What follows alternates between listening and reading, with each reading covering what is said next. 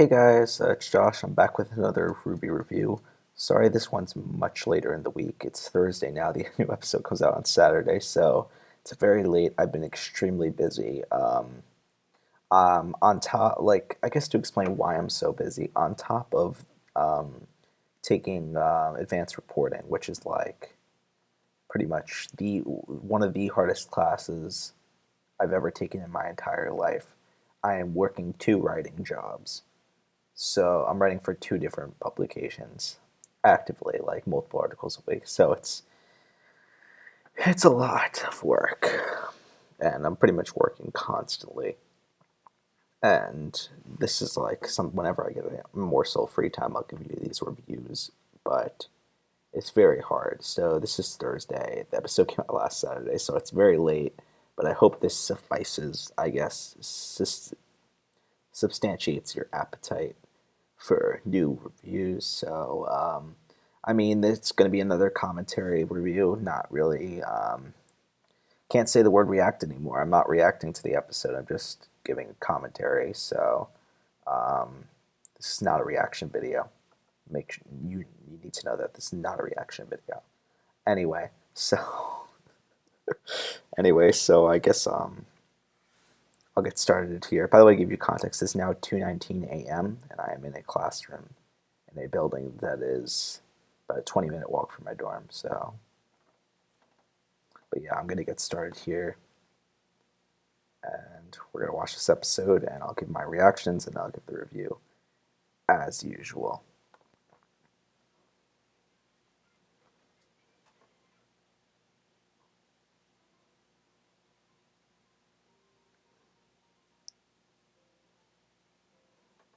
I mean, I don't know, to say during the opening, I guess I could talk about what else I'd be doing other than work. I mean, I'm almost done with One Piece. Like, I'm done in like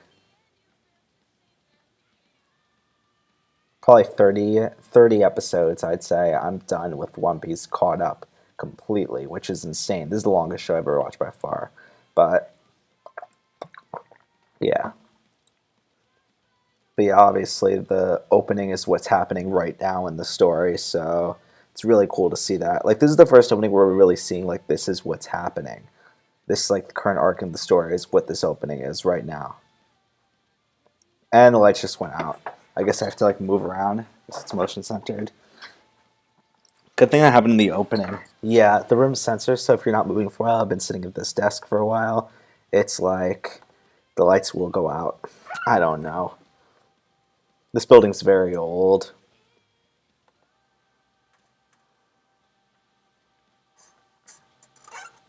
Okay, we're getting to the actual opening now.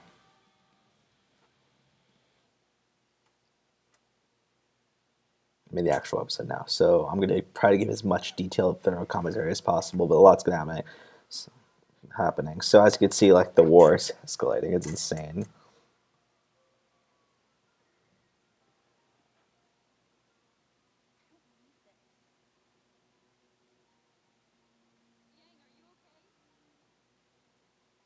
That's why.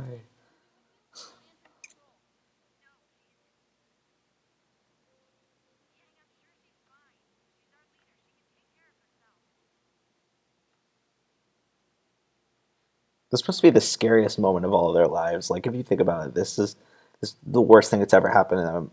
Like,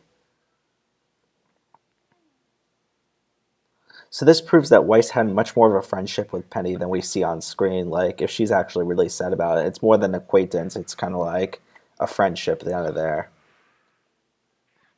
And you see Blake gets so scared when the White Fang finds that the White Fang's here. She gets terrified because she knows she's gonna have to reunite with someone.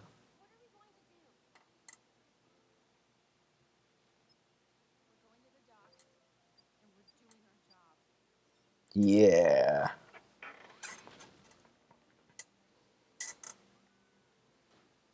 So I guess they're not allowed to have their weapons in the stadium in the fairgrounds, I guess. Because if I were them, I'd carry around my weapons all the time, but I guess that's not allowed.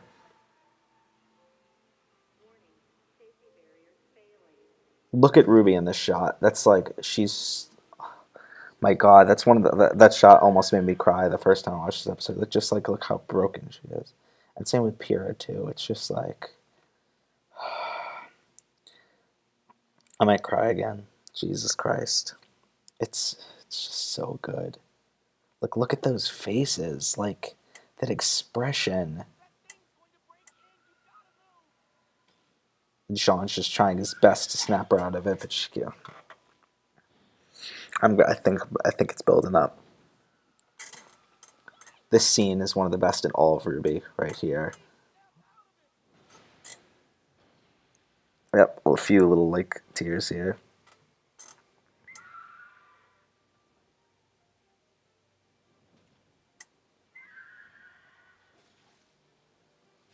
And then Ruby snapped out of it. She was able to pick up Penny's weapon and kick ass because she has no access to her weapon right now because her scroll's destroyed.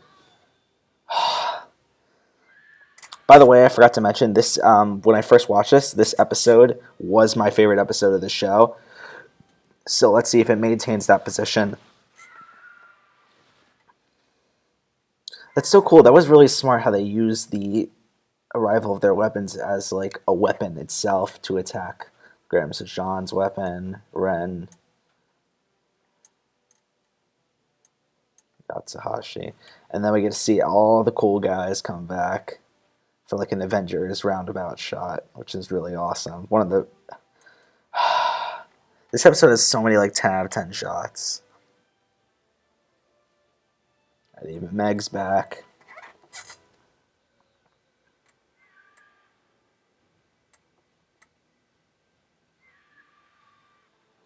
And now we get to see some awesome.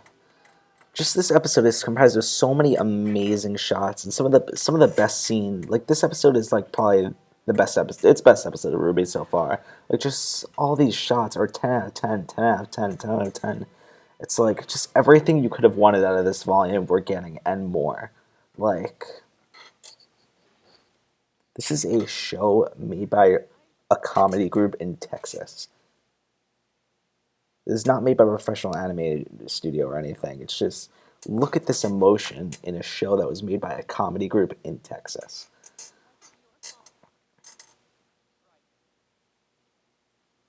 Jean, my man.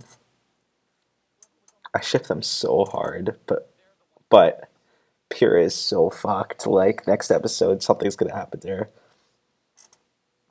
I think I might cry again. Shit. This episode has me a wreck. Yeah, I'm crying. Fuck.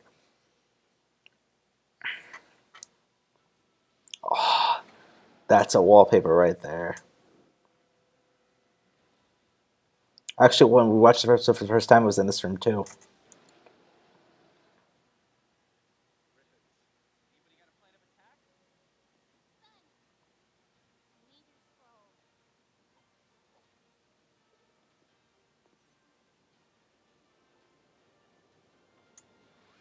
And there we go. Ruby gets her scythe.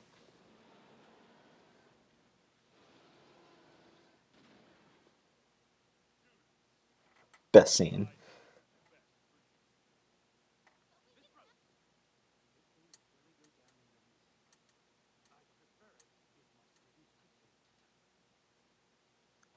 One of the best lines in this episode. It's so well delivered.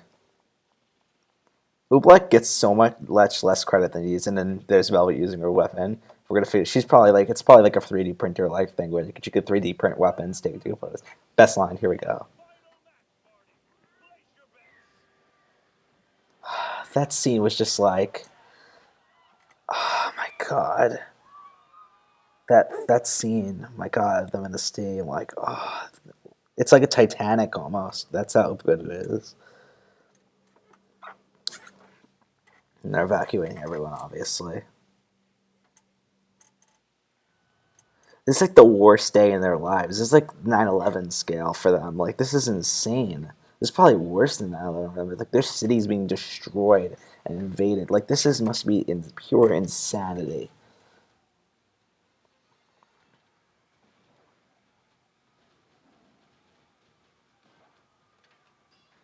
Think about this. Everything that like everything that could possibly go wrong is going wrong. Here we go.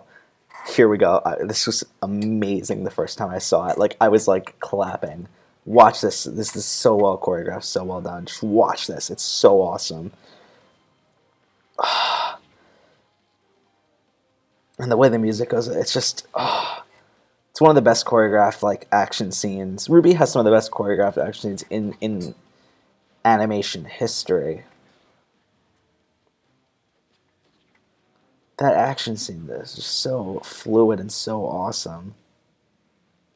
Like,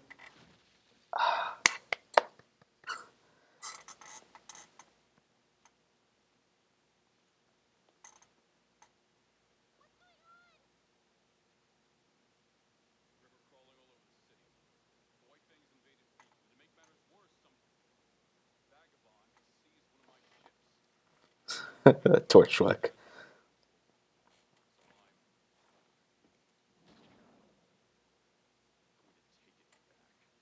Hell yeah, Ironwood actually doing shit and being awesome.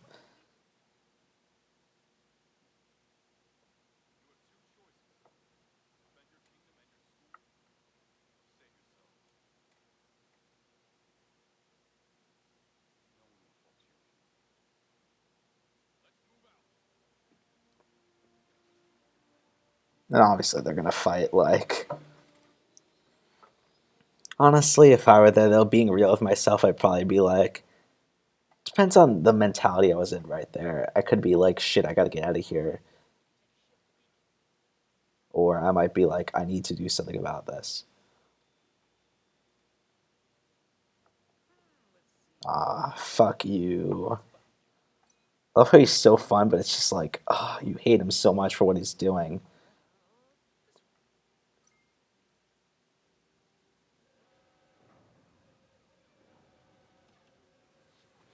And they're fucked.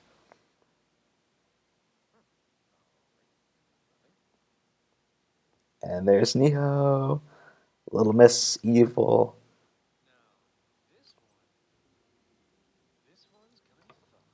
And then we see him use the red virus, and so we've been waiting for all season. We thought it was going to happen on Penny, but I guess not. It's they're using the Red Queen virus. If you've seen this episode already, they're using the Red Queen virus to take over all of the military robots. Like, watch this. Like, it's such Order 66 Star Wars shit. Like, I could see that as being two Jedi, and then there's the stormtroopers. They just got like, well, fuck.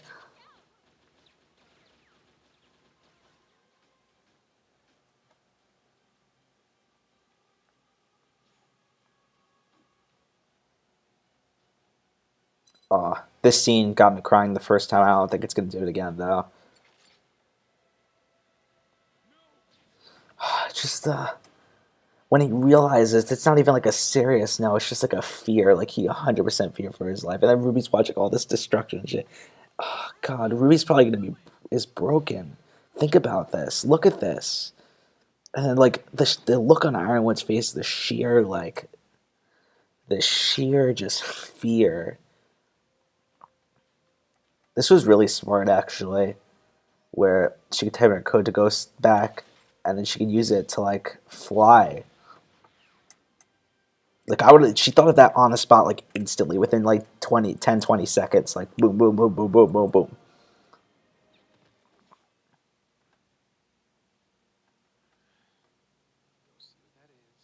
Now we know next episode we're gonna get a Neo Ruby fight, which is gonna be interesting. That Neo run, like evil, fucking Little Miss Evil.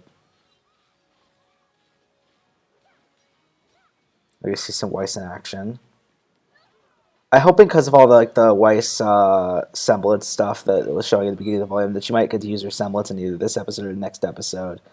I mean, the next episode or the episode after that, the finale. That would be really awesome.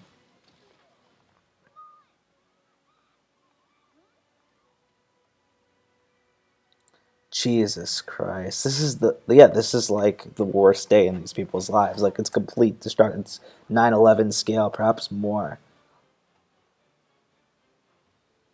It's just pure chaos. Same, it's genocide. Oh, and here's the best scene in the entire episode right here after this. Here we go. The worst thing that could have ever happened to her. And as you can see, Adam is fighting off a robot. I'll talk about it after. that delivery from Garrett, like, it's just so disgusting and despicable. Like, it just reveal that just that one line just reveals everything about their relationship. How he's so caught up in his evil that he doesn't even care, and the fact that the robot was fighting him was killing him. In that means they don't either they kill the order to kill indiscriminately, or or once this chaos syndicate was able to got what they need out of the people, they could just throw them out. Like they don't care about the White Fang at all. And then you see Mercury vlogging. He was vlogging the events. He's broadcasting to the world what's going on. Anyone in the different kingdom, and then we see Ozpin pulling a fucking Dumbledore right now. He's just sitting on his ass, waiting. But I have a feeling he's going to be the most like powerful in this fight. Or if he's the old man, he no longer has power other than like physical scale, so he can't even use magic anymore. And he's pulling a complete Dumbledore standing in his office, but something interrupts him from pulling the full Dumbledore. Shit's going on. I love how they're just like riding him. A mountain nearby explodes, and inside, an ancient dragon Grimm. I do not think this is Lord Grimm, like some people are saying. I do think this is one of his subordinates, maybe. If the Lord Grimm theory goes to reach, it's one of the higher ranked Grimm, because I do think there is a Grimm hierarchy. Lord Grimm being at the top. I do think these ancient dragons, and you can drop like balls of darkness that create other Grimm. It reminds me of Twilight Princess with the whatever those, I don't remember what they were called. Those creatures in Legend of Zelda Twilight Princess that can drop like the portal kind of things and create the creatures to fight you.